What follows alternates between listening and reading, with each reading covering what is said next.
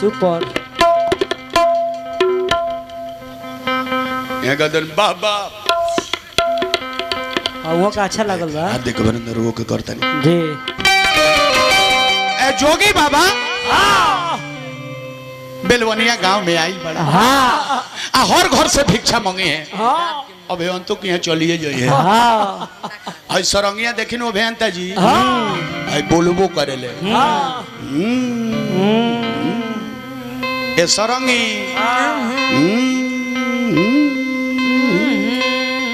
का करबू अभियंता जी के यहाँ जाइबू तो कह जाऊ ए सरंगी कान कटबू तो कह जाऊ अभियंता जी के यहाँ जाइबू तो का मंगबू तो कह जा उदारा उदारा उदारा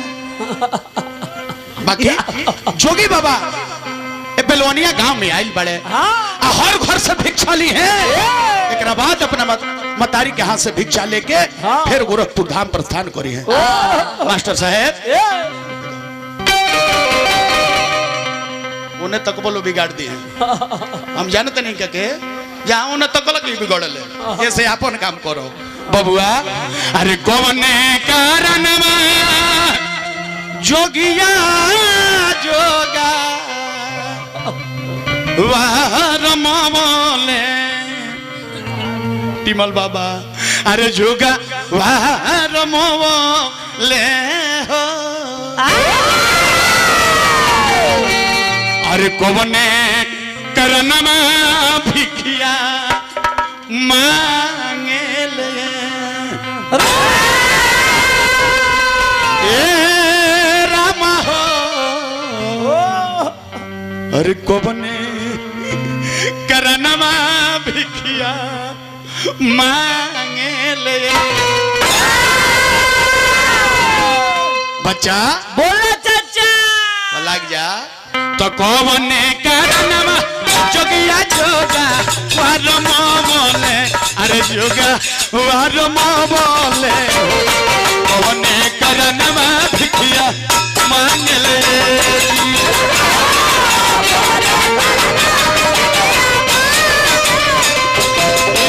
कौने करनमा भिखिया मांग ले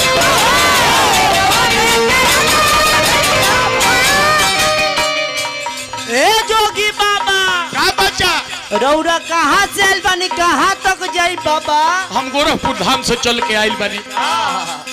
बेलवनिया गांव में हर घर से भिक्षा ले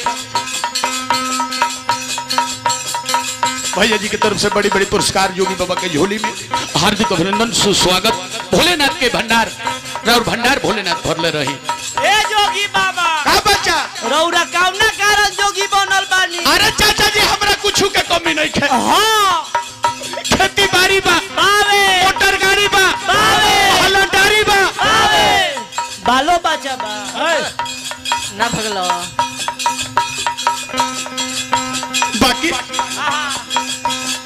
अच्छा ये है कि बाबा जी के हमने के अंतिम क्रिया में आइल बनी जा भैया जी की तरफ से बड़े बड़े पुरस्कार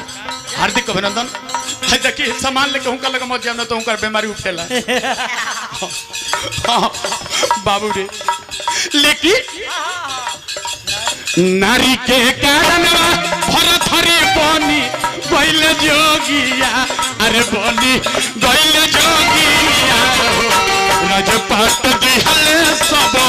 त्याग जी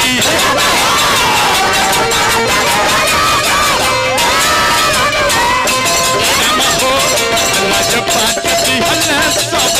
त्याग जी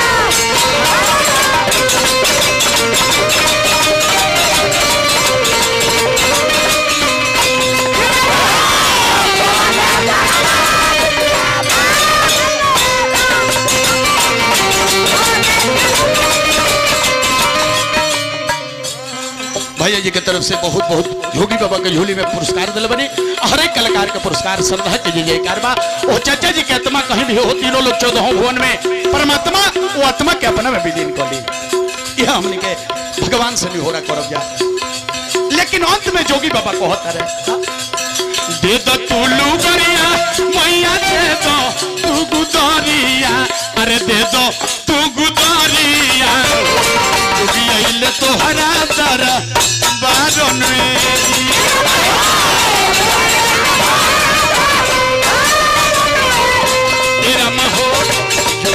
ले तो हरा दर बारन जी।